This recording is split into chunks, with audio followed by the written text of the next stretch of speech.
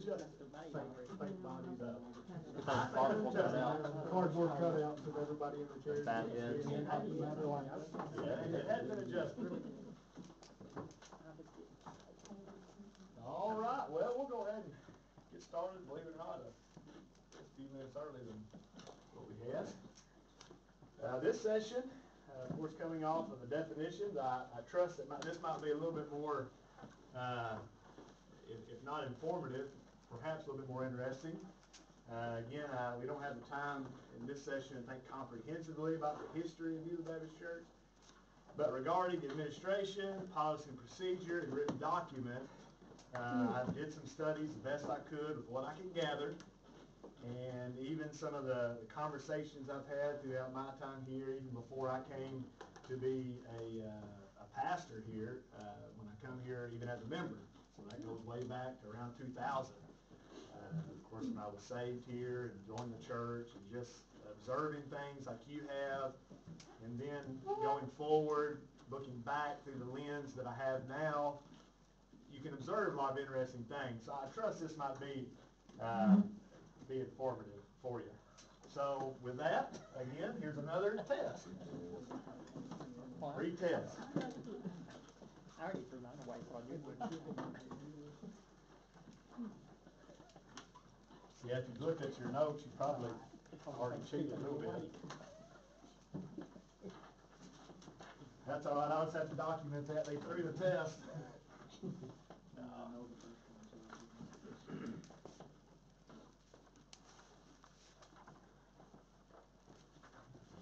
is like getting a PhD yourself. Mm-hmm. Yeah, you're welcome. Come and pay for it. Yeah, it's good. Yeah, that's the problem. Paying for it's always.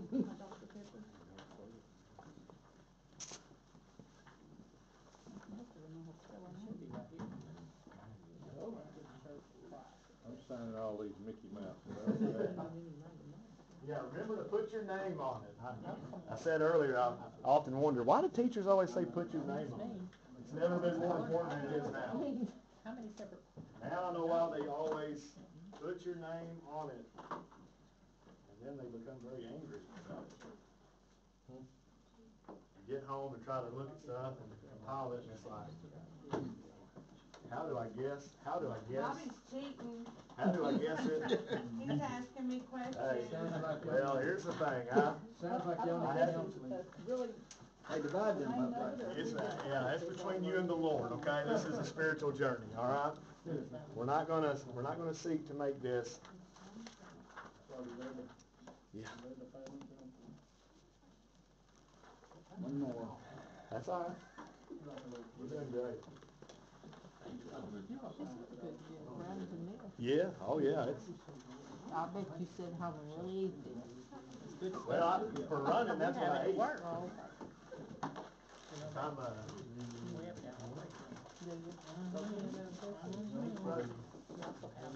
Every different kind of peanut butter that's made and bread. Every kid. Yes. Well, that's saying a lot of people work where I work. Don't have anything to celebrate. Hey, y'all got shared. They're good. Okay, can you say before 19, or I just have to X? Don't make it free. Yeah. See, there's a teacher on that. Well, see, here's the one. I was waiting for these teachers to kind of help me out here. I You know got a they principal, will. you got a principal and two teachers. Oh, I know it. I know it.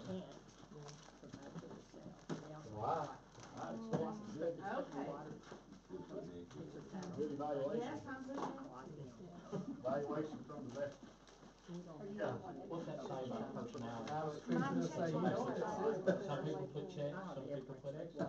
X's and negatives and I checks. check this way. You check. Proven check. I do the strawberry water.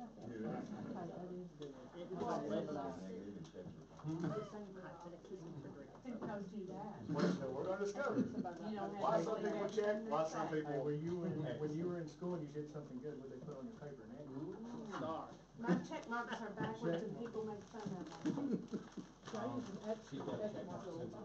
Oh, my.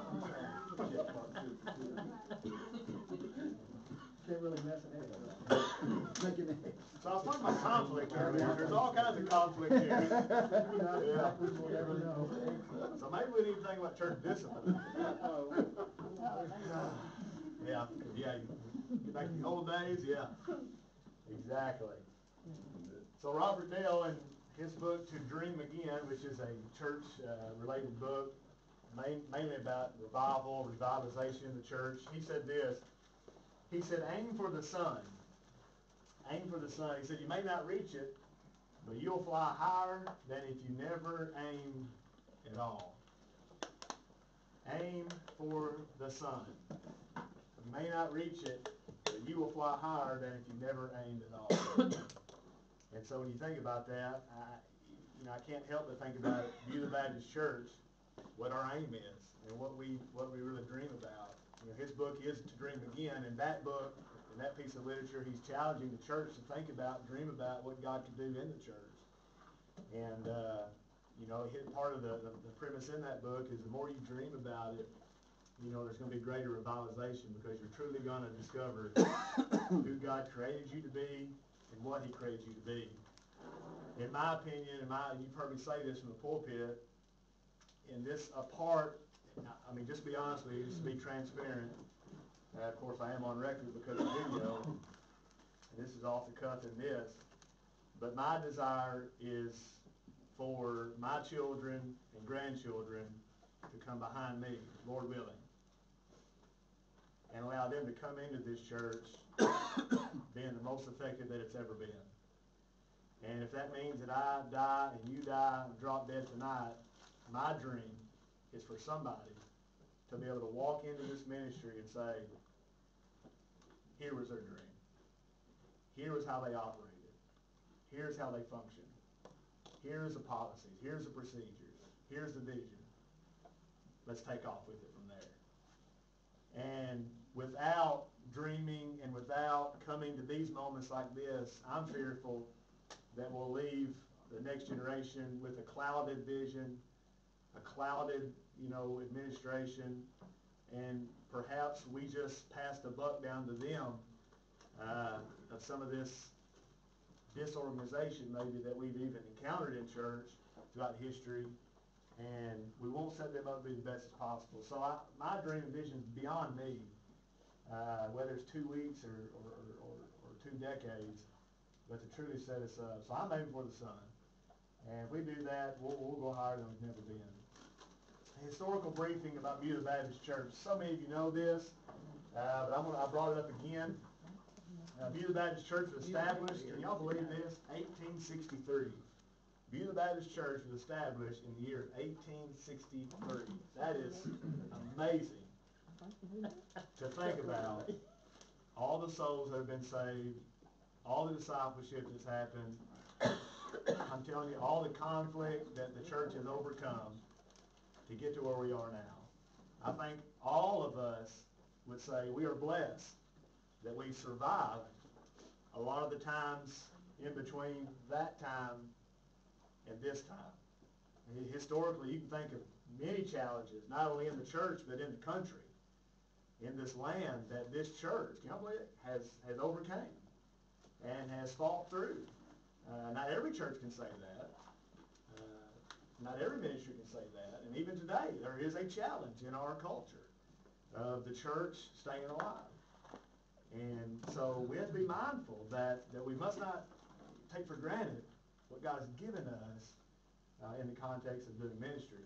The original name of this church was, this is amazing, the United Baptist Church of Christ at Pleasant Ridge. That was the original name of this church. Many of you know that, some of you may not have. And that'll probably blow your mind when you think about it. I know you're probably trying to decide, what Church of Christ in the world? Of course, it wasn't the denomination Church of Christ. That was just the name, of course, in that day. Nothing to do with Beulah at all, surprisingly enough. Part of that is because of where they were located. It's half a mile southeast of where we are right now. So let's think about that for a second. If we proposed now to move the church location and change the name, how do we do that? How would the church do it? They've done it before. And I would dare say if they wouldn't have done that, could there be an argument that we wouldn't be where we are today? That it would have sort of fizzled out in some kind of a campfire revival side meeting that a family had during the time of a war, when there was a lot of stress in our land. They came together for prayer and preaching of the word. That's how the church was started. They could have very easily said, we're just going to let this die. But no, many of you have been baptized, like myself, have been baptized through the ministry of this church as the body of Christ. And so you see that this church has overcame some of the things that we might say today are very stressful. What if God calls us to relocate? What if God called us to change our name? Could we do that? And are we in a position to do that? It's fascinating, isn't it? Done it before. The current sanctuary was built in 1976. So the one we worship in is relatively new, I guess you might say, 1976. That was 6 years before I was born. So I'm kind of at that age now that's not too old, this sanctuary's pretty new. There have been 19 different pastors, including myself, of this church. 3 of these pastors have served multiple tenures at the church. So 3 pastors served once, left, and come back. Now the average tenure of every pastor here, this is amazing, is 6.83 years. The national average right now is 3.6 years for pastors to stay at the church. So what I mean by that is a pastor stays 3 years, 4 years, and they leave and go to another ministry. The average of this church, by calculating the years that they spent here, every pastor, is 6.83 years. So this church has been able to keep pastors a lot longer than perhaps the national average as it stands today. That national average, just in terms of nerding out in my little world, that is actually inching up, and there's a lot of different factors in that beyond the scope of this session. There was a time in the church, how many of you was here for that when they did a yearly call? So you was here for that. The pastor was on a yearly call. So that is to say, every year there was a time to come up, so the church voted, do we keep him or do we send him on? Felt sick. It was a sick baby. Yeah. Sick feeling in the church. Yeah, I imagine I could see that. Yeah. So one person was here when that was taking place. So there was a time in the church. You old, George. Am I that old? Oh, gosh. Only one I was here. always the youngest one around here. This is weird. Yeah, only one president. Yeah, see, that's what we got. We're running all kinds of stuff. Right. I'm young, you're old. Right, Yeah. appreciate that. So that's I think we've got lost. that's a fascinating time, in the history of the church. That there was a time when this church underwent that yearly call. I could probably imagine, I wasn't here, and there's no documentation that I discovered, that they, quote unquote, changed that law, or should I say policy. But I'm thankful that it is different now. I think it's the more biblical thing myself, in terms of the Spirit of God calling a man and everything of that nature. So that's sort of fascinating. Here's an interesting note, and you got this in your notes, and it may be scrunched up, and I don't know if you can fully see this, but I collected our ACP information, and so here's what that is. It's an annual church profile. ACP is an annual church profile. Our church clerk, Brother Johnny Parham, every year stands up and says, I'm going to take about an hour to read off these numbers. Y'all probably remember that or been a part of that. Now, when he says that, that is important, because what he is doing is he's documenting our numbers to get us information like this. All right? So that's important information. All you may say, oh, great, here's more numbers. It's very important. I contacted the North American Mission Board. They house these numbers. I went all the way back to 1980. All the way back to 1980. And here is our Sunday school average as it is turned in. And this only goes, of course, to last year, 2017. Now, what does this number show you? Just, we'll open it up. What does it show you? Ups and downs. Ups and downs. It's pretty consistent. You've had some, 1983, 84 was a high year. You get down to about 1989, very low year. Or pretty low year, I should say very low, but pretty low year. Of course, you look back 1976, of course, that's obviously 4 years before this 80 mark. but the church was down here, and so I don't know what's back, in the 70s here, but I don't know what the numbers were. I've heard, I talked to Brother Larry Jackson, he was here during that time, he remembers that church, if I'm not mistaken, he said around 200 people was in that old church before they moved into the new one. That's a lot of people. And he admitted they were standing everywhere, and they'd have to be. So here you go, okay? So then you go through the years, the 80s or the 90s, early 90s, pretty consistent, going down to 2000. Of course, right around here, 2004, 2005, some of the highest numbers that are on record. We reached 160, and then of course it fell out. Now what happened here, just for the sake of stating it, we had Brother Jason Porter, he was our pastor, and he left. Does that speak to where these numbers are? I don't know. I do know in 1984, you had Brother Robert Johnson, and he left. And the numbers went down. Brother Don Farmer came, 90, 88, 90, up. Again, almost to 160, plateaued down. Brother Jason came, and I'm here, and I hadn't been able to get the numbers up, so I guess I'm just a failure, but that's why I'm doing this project. I'm scrounging everything I can get. Maybe it's administrative, I don't know. But we fell down here. Now we're on target as of 2018. As of today, I'm missing one Sunday, but we're 139.78, I think's where we are. So we're almost, the goal for me would be if we could get 140 for the year, we would be inching up back into that 140 range, which is about consistent. So pretty fascinating information. A lot of factors that might influence that. Check this out. Here's our gifts. So what I mean by gifts, this is our tithes and offerings as they've been recorded. Our numbers have been consistent, but our gifts have went up through the roof. The tithes and offerings, which obviously, let's just be honest, that has allowed us to do way more. Can you imagine doing the ministry we have now on $50,000? Be very hard. So something has happened here. Socioeconomically, there is an influence here. There is, obviously, you got better paid jobs, you would suspect. Our demographic has changed in the church throughout the years, for good, bad, or different. I'm not saying anything of it. I'm just saying it possibly has changed. But we're now, I only got information 2010. We're now up, we're up over 300. For the last 3 years, I know it's been. Right, 300.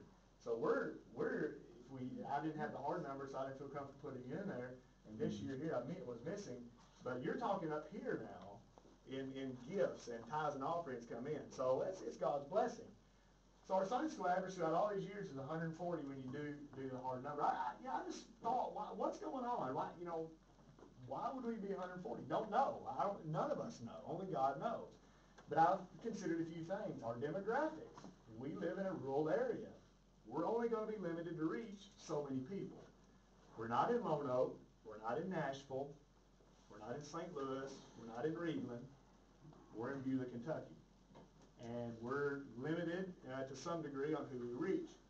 Doesn't affect at all the effectiveness that we should be doing in ministry, though, you see. Is space an issue? Don't know. Staffing, is that an issue? Don't know. Pastoral changes, conflict, and then lastly, and this is probably the best, God's plan. It's just going to be God's plan for us to have the numbers that we've had. Socioeconomic influences, the silent generation, which now is in their 70s and 80s in age, is quite different than the millennials.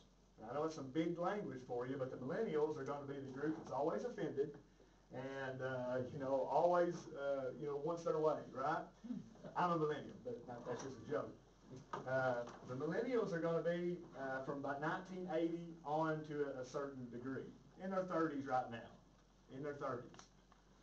And things are different now.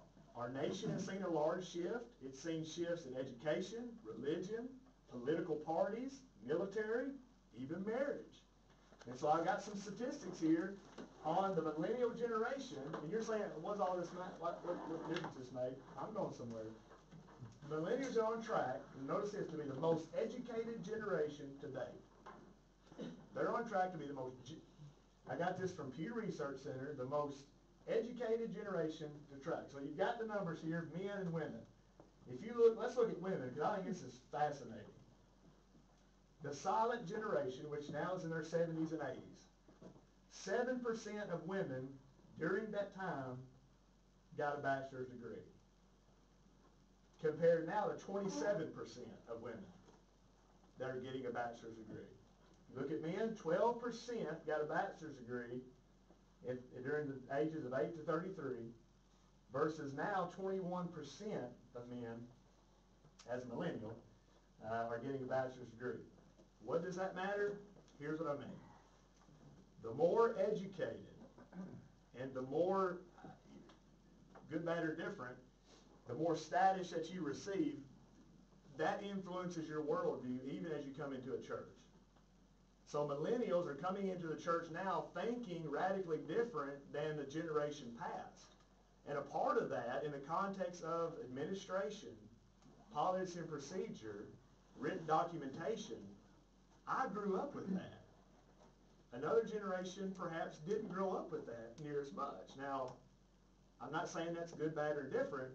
I'm just saying the reality is reality. Some of the occupations now, not all, maybe it's not even in this room, but some of the occupations now are requiring an administrative mind. Of course, we have some teachers in here. I know that policy and procedure in the school system, you wouldn't be able to live without it. It's just the way it is. Many of you are in a business. You operate administratively off some sort of policy and procedure. Farmers, in the days gone by, they didn't have the GPSs in the tractor. I mean, I've talked to some of my elders. You know, they didn't have to put up with all the, we call it red tape, that we have to put up with now. And that red tape, in some ways, has driven us to think differently. Furthermore, as we think about reaching our children and grandchildren in the world that we are now, I believe we must think about administration. I believe we've got to set ourselves up to think and present a context of ministry on their level of everyday living that they function in every single day. I believe that they're just more comfortable with that. Here's one constant that I know about Beulah Baptist Church, by the grace of God. I've got this big word, fluidity. What I mean by fluidity is the ability for us to change. Listen, Beulah, that has been a strength, I believe, of this church throughout the years. We have an ability to change, whether it be changing a church name, changing a location, navigating through conflict in very crucial areas. We've been able to adapt to change throughout the years, and perhaps this has gone unnoticed and maybe even underappreciated at times. And furthermore, I believe that we must prepare ourselves for the next 155 years of change that will come. And a part of that change that will come, I believe, at least one area, it's not the only area, is going to be administratively. Administratively speaking, setting ourselves up will be an intentional work. It's about being intentional. I don't know if you've ever participated in a meeting like this in church. I know it's very wooden, maybe very odd. Again, for the third or fourth time, I've never done anything like this before. What I'm saying is you and I will have to be intentional about this. This won't come naturally. We won't naturally just sit down and say, you know what, I just feel the Holy Ghost prompting me to think about policy and procedure. I wonder how we can be better at that. Maybe the Holy Spirit will. I haven't heard that yet. Again, it speaks about stewardship, managing well what we have. So what moves us to the next level, or how can we best position ourselves for effectiveness if God brings us growth? If He brings us growth, if that number of 140 goes to 200, if that number of 200 goes to 250, are you and I in a position to handle the growth that comes? Are we in a state of ministry that if God brings us 300 people, that we're able to start plugging people in and we're able to educate those coming into the church about what we're about, how we operate? We call it church polity. Church polity, the governance of the church, how we operate. How does this get done? Who rents a family life center? How do they rent it? How much do we pay for this program? How much do we not pay? What percentage goes here? Various and sundry things that we'll have to face. You got the last little line there, administration. It may not bring growth. Putting on our front sign that we're talking about administration, I promise you, well, I don't think, it will not bring growth. But what administration will do is it will position us for growth as it comes. So I've got a little personal reflection here. When I went into ministry, administration was not in the deck of cards. I was going to preach. I was going to pastor. I wasn't going to fool with any of this stuff. You know, I was just going to fly by the seat of my pants. I mean, as hard and fast as I could. I was called to preach. I wasn't going to do anything else. However, throughout my ministry, administration has always been a challenge, and mainly it's because of my limitation, but also because the church in general does not seem either equipped or concerned about this aspect of ministry. They don't seem equipped or concerned about it. So, as a pastor, I wasn't either. In my first doctoral seminar I took 7 years ago, my first one, I had to take a personality instrument. You talk about personality, the X's or the checks. I don't know how this is, but there's a biblical personal profile system. It's called the DISC. All right? And I took, it was 100, 200 questions. My brain was fried.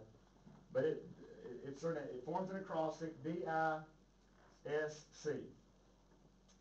D represents dominance, a personality that's dominant. They're direct, they're decisive, they're driven. I represents influence. That person is outgoing, persuasive, impulsive at times. And S represents steadiness. That person is stable, thoughtful, and reliable. And then the C stands for compliance. This person is conscientious, organized, and systematic. So I've got here any guesses on what I represented after an in-depth analysis. And I was, again, took the test and filled out the questions. I received on a graph, it's beyond the scope of our time for sure, but I received S, which stands for steadiness. My personality was classified steady. That may surprise some of you, or maybe some of you think, seems to be right. By the personality test, this person has an intensity for life and strives for excellence. The DISC website, if you go on there, defines someone classified as steadiness as having an emphasis on cooperating with others within an existing circumstances to carry out a task. Furthermore, a person with an S style is motivated by cooperation, opportunities to help, and sincere appreciation. This person prioritizes giving support, collaboration, and maintaining stability. This person is described as calm, patient, predictable, deliberate, stable, and consistent. This person may be limited by being indecisive, overly accommodating, and a tendency to avoid change. And this person may fear change, they may fear loss of stability, and they may fear offending others. And I, as an S, a steady person, steadiness, I value loyalty, I value helping others, and I value security. Now, every one of these does not obviously put you in a box, but I can say after doing this and sitting down with somebody that counseled me through it, this is where I am. I think this describes me very much. I love cooperating with the group. I'm not one that likes to go out on my own. When it comes to being a dominant, decisive person, there's nothing wrong with that. That's just not my personality.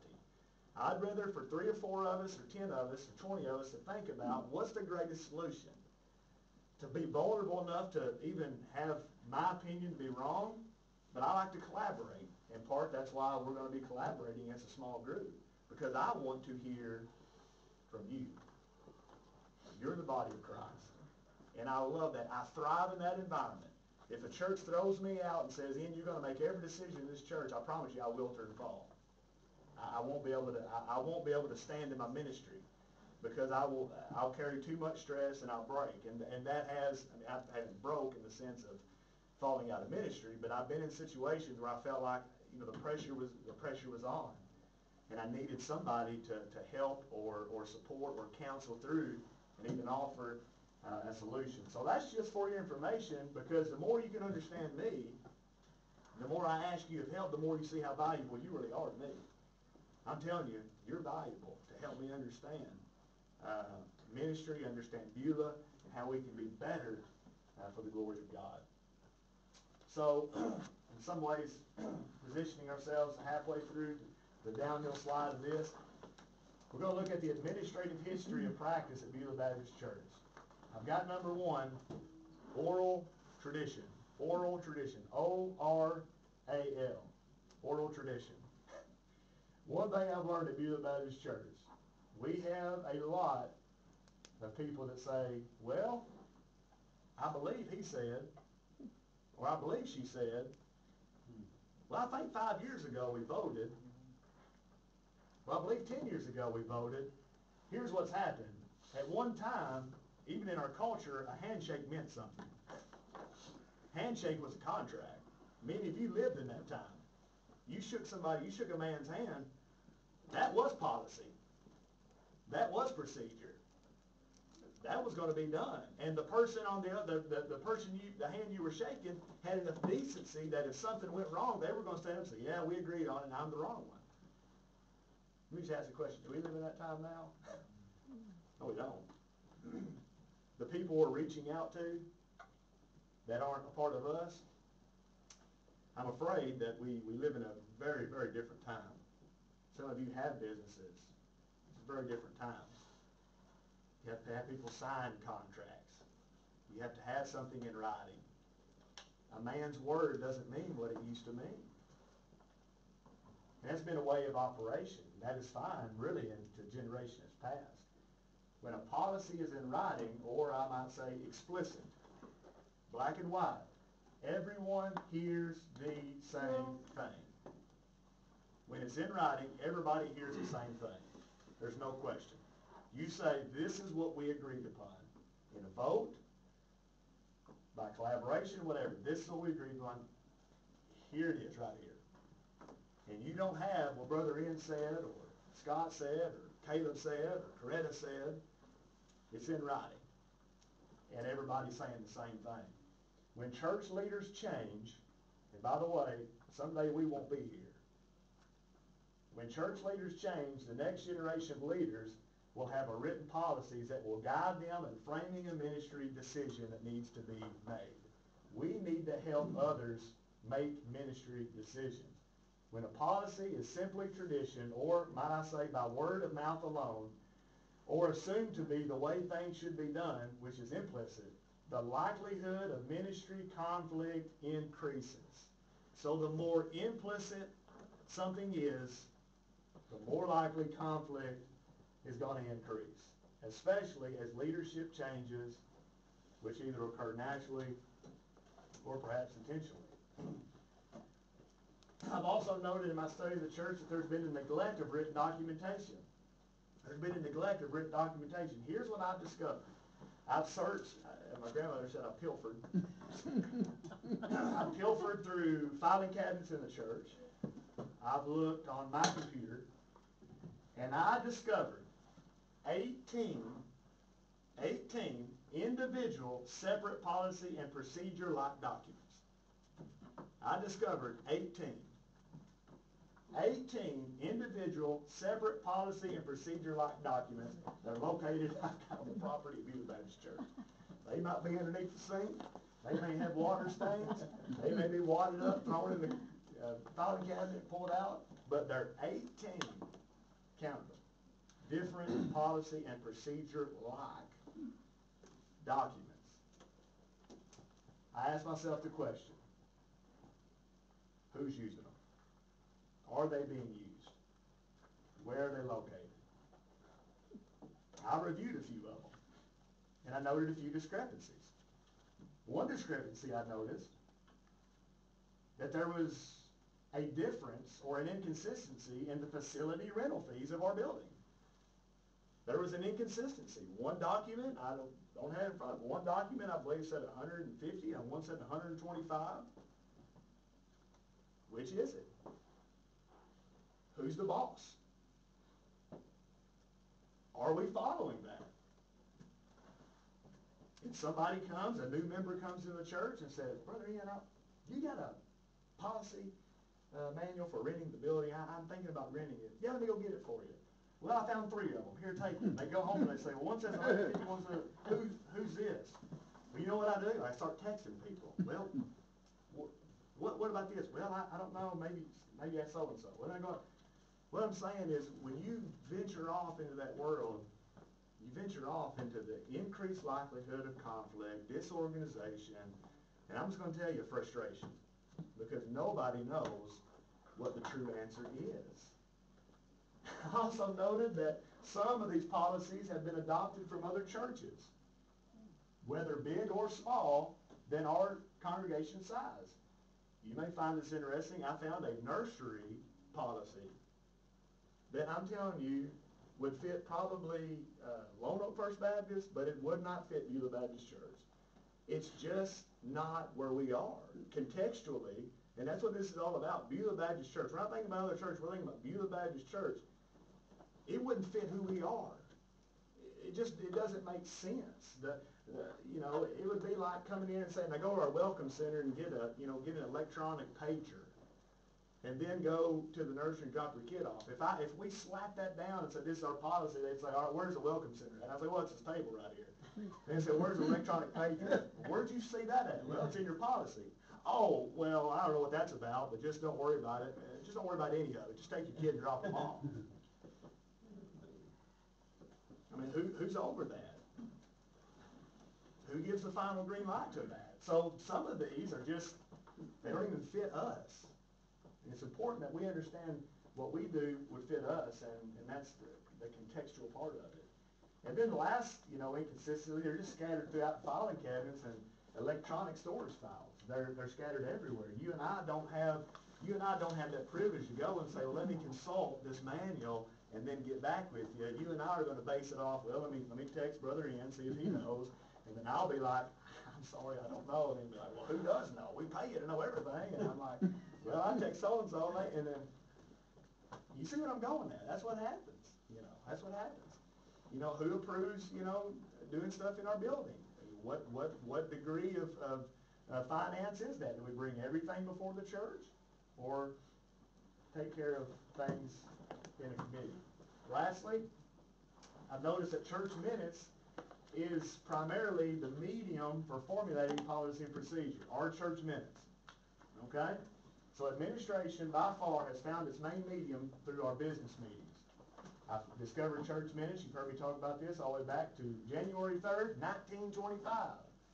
We need to probably salvage or get those copied or something before they get tore up, because they're slowly fading away. Robert Anderson, he's an author of church administration or really pastoral ministry. Number 3 here, Robert Anderson said that whenever congregations gather and practice frequent business meetings to, quote, discuss and vote on minuscule matters, often an aurora of frustration, dissension, and division is evident, end quote. Number 4, when such matters are made in these types of meetings, how will the membership consult such decisions 10 years later? Will someone that has recently joined the church since a policy was created know to consult the church minutes? Or will someone take the time to consult the church minutes? Or is this the most effective way to organize the church, specifically as it's relative to administration? So we got to ask that question. Is it okay to dump everything in the church minutes? And then let's just say something happens to Brother John. Let's say that he passes away. All right? And let's say that I leave. Let's say that some of you leave. Who's going to know where to find these things in the minutes? You're going to be flipping through these pages trying to figure out, well, I know we made this policy, and there's nothing, quote unquote, wrong with that in the sense of documenting it, but it's finding it later. It's the accessibility of such things. So it's pulling all the resources together, getting a written document that says, this is what it's about. We got a lot of church minutes that discuss what we vote on, how we may change whatever, the building, or buying an air conditioner, or buying a van. Or business meetings, I think, are biblical. I think they're necessary. But what I'm saying is, when it comes time to administration, probably dealing with something in a 40-minute business meeting with everybody present is not the best way to go about formulating some of these policies. A better way could be getting a committee together, thinking about it, then recommending something. That's why I've got here church minutes or business meetings serve a vital role in the local church, but when they are used to take care of administrative issues, it is normally because, this is very key, it's normally because of reactive situations instead of proactively planning for something. Proactive versus reactive. Reactive is whenever we enter into a business meeting and we have pressure because there's been an issue. And so we're called to talk about it in the midst of, possibly conflict, strife, personality issues. And that is not the right time, brothers and sisters, to discuss these things. Because all it leads to is more frustration. Being reactive versus proactive. Proactive is where you sit down when there's perhaps nothing going on, when the waters are calm, and you're able to look at your destination. And you're able to say, that's where we're going to go. We're going to have conflict. That's fine. But now's the time to prepare the ship to get to the destination. And that is going to be done proactively, intentionally, outside of the atmosphere of reactively dealing with problems as they arise, whether it be building issues, staff conflict, or whatever it may be. Okay? Proactive planning is better done in a centralized, through a committee, whatever you want to call it, and this committee can then present findings to the church in a larger business meeting gathering. I love this quote, the tyranny of the immediate squanders the important. We have a lot of immediate things that come up, but when you're always dealing with the immediate in the moment, it'll squander out what is the most important, okay? As we kind of wrap things up, I handed out a survey several weeks back. I was asking questions about policy and procedure, and I know the printing you can't hardly tell in your manual. I didn't have enough money to get colored copies on this, so sorry about it. But here's a color, okay? Here's a color copy here. I asked several questions. Now, I just wanted to gauge the congregation, any of those that fill it out, because I just wanted to know. That's what I'm about. Where's the church at when you talk about administration and policy and procedure? So I asked the first question. I said, to your knowledge, does Beulah Baptist Church have a written policy and procedure manual that guides decisions in the church? Amazingly enough, 19 people said yes, and 20 people said no. Who's right? And I want to know those that said we do have one, where is it at? And that's what I asked. I prompted you, and these are not wrong, I'm just saying this is what was stated. I love this. The project director, that's me, prompted the congregation to give an explanation as to where the documents are if they indicated that yes, the church does in fact have policy and procedure. Here are the responses. The first one, yeah, we got one, but I don't have a clue where it's at. Number 2, not sure where, but feel like I've seen one at some point. Number 3, on the computer that can be accessed if asked, printing a thing. Office, somebody said no, I don't know where they're at.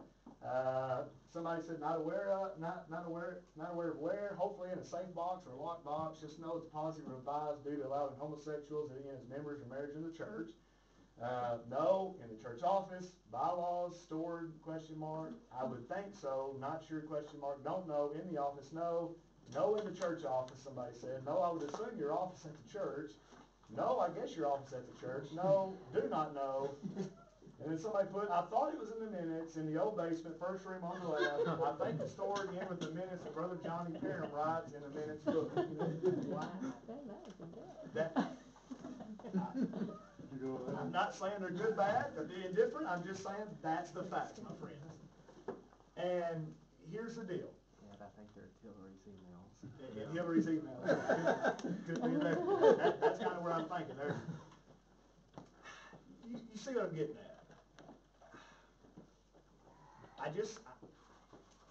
Getting back to my personality pattern, I like security. And if nobody knows, who does know? So I put here, if you answer no to the question, to your knowledge, has Beulah Baptist Church ever had a written policy and procedure guiding decisions in the church? One person said yes, 23 said no.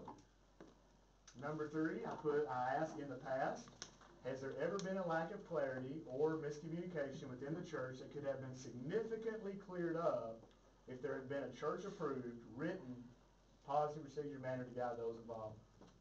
26 people said yes, 11 people said no.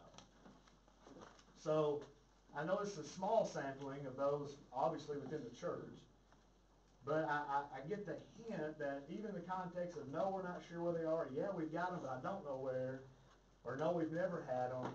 In this question, and personally, I can say several instances in my own personal pastoral ministry that if we would have had something written down that was a fair playing field for everybody, conflict could have been decreased.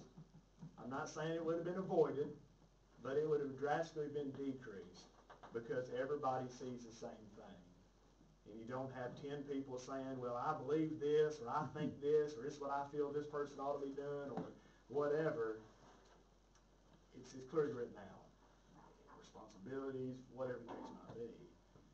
And in some ways, this will help us in the process. We formulated some of those things in the past several months, whether it be personnel and pastoral or youth. We have taken measures to get something on paper. But taking it a step further is getting those things that we even presented to the church and putting them in a full manual so that everybody can have access to. Because I've got them on my computer, but that's not fair to you, okay? That's not fair to you. And I want to be a better leader than having them on my computer and me knowing about them and nobody else knowing about them. And I understand I could print them out and throw them out there, but I want us to methodically think through it and to, before the church, say this is what we have. And this is the whole of it, as best as we have now. And obviously, they'll always be revised.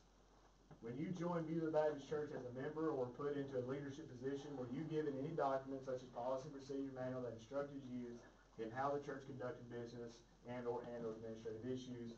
28 people said no. One person said yes, they were given something. And that's it. So, before we hand out the post test, this is the last one, folks. Before we hand this out, any questions, comments, any suggestions, anything, observations? You say not yet, but just wait till we get to the MI evaluation, big boy. Yeah. What I was thinking about the church covenant, when you said one person said they were, would the church covenant come into play in any of that? Yeah, I think to a degree it could. I mean, I could see somebody thinking that, although I think, it's probably wholly different in the sense of, thinking about, and we'll be getting this as we go, but thinking about functionally how decisions are made in the church versus what we believe, as a church. One would be very theological. And although, as I stated before, this is not an unspiritual thing that we do here, I do think there is a difference in between, these theological, doctrinal statements. One is going to be doctrinal specific, and a church covenant would be a doctrinal specific document versus an administrative document in the sense of this is just how we seek, again, to not only be the body of Christ, but to move the body of Christ forward in the business-like decisions of the church. So, I can see where somebody would see that, and that's not a hill to die on, because there are things in there in the sense of specifically membership. Membership is going to be some subsection in policy and procedure, although, again, it might be beyond the scope of our time together in looking at our subcommittees and thinking about those, but yeah. And again, just to remind you, and hopefully this frees you up, it certainly makes me feel better. There's no way we'll ever, even in our subcommittees and when we'll be meeting, we're not going to figure everything out. But we're just going to talk about what are some of the primary issues right now, top 3 or 4 or 5. And again, some of these we're bringing in things we've already done, and that's okay. We began thinking about this through our youth camp policy. That's huge, because that was causing, just to be honest with you, I'm going to be frank with you, that was causing all kinds of confusion, you see? And we needed to get that cleared up through some kind of document so that everybody has some sort of understanding, you see? And so some of this is already done. We're just meeting together and getting it together. And and we'll discuss sort of the context of policy and procedure. You know, they're always revisable. You know, a church covenant, we would say, perhaps is not revisable. Policy and procedure always be revisable. Times change, circumstances change. You know, the church can reflect upon it. You know, the next generation may decide to do something totally different, and that's fine. So, anything else? All right. Well, we'll fill this out and.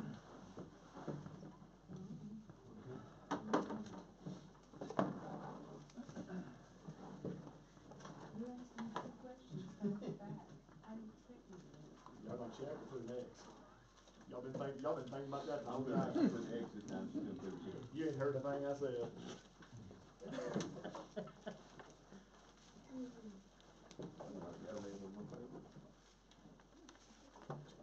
Yep. Thank you, sir. Y'all sleep tonight in the service, won't you? Yeah. Play it, sleep. I've done it before.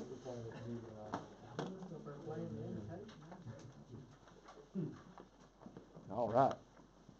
Do we hang on to these, or do you want to? You just leave them on the table, I'll collect them, unless if y'all feel comfortable taking them and bringing them back.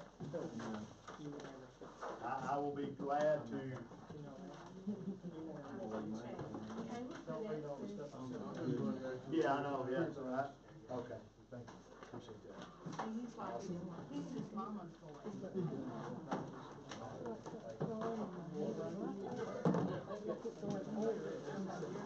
Yeah, we're committed here, we're not.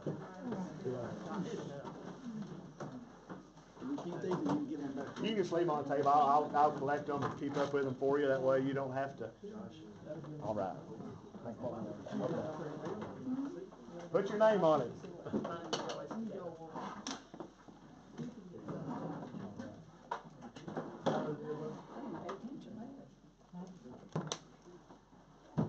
Oh, this is Jerry. Yeah, you just leave them there.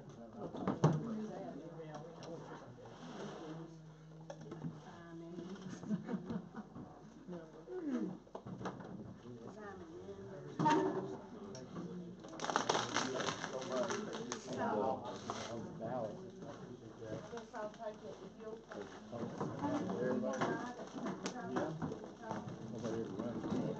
You running for it? Oh. But, This thing's red, I don't know if it's recording. or somebody. God, this is red.